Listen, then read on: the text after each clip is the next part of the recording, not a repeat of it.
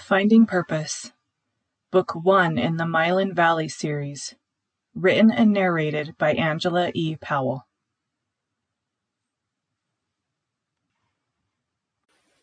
I dedicate this book to my son Israel. It is because of him and the life he experienced before I became his mother that my own journey into the study of neuroscience came about. If we hadn't become a family, this series very likely wouldn't exist. Chapter 1. That doesn't sound good, said Scott. No, it doesn't, said Heather as she watched Dad guide Ed Burton's horse trailer into the barn. The truck's diesel engine couldn't drown out the distressed whinnying, snorting, and stomping coming from inside the trailer. Considering that this horse had been in a terrible accident that took the life of his owner, she'd expected him to be easily spooked. But the high-pitched squeals and kicks that rattled the trailer spoke of something far worse. I think we better create a chute before we let him out, Heather said.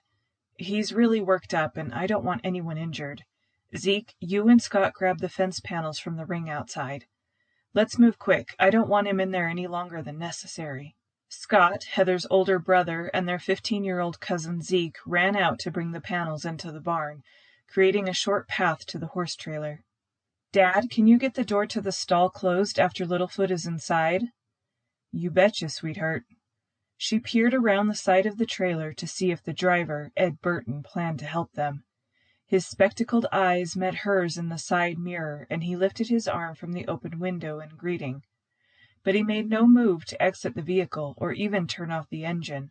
Once Littlefoot was secure, she and Ed would need to have a serious conversation. She watched Littlefoot through the trailer's windows. His eyes were wild as he moved about in the small space. In her mind, she went over the steps needed to get him out.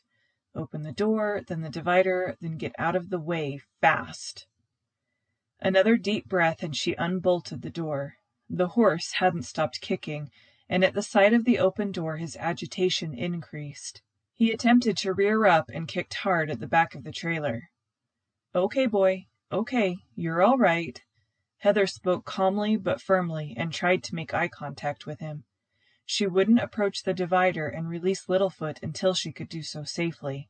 He kicked again, hard enough she wondered if he'd cracked his hooves. After another minute, he calmed down a little, seeming to understand that she wouldn't come any closer if he didn't. But he still shifted his weight from foot to foot and whinnied. Moving quickly, Heather unlatched the divider. Sample complete. Ready to continue?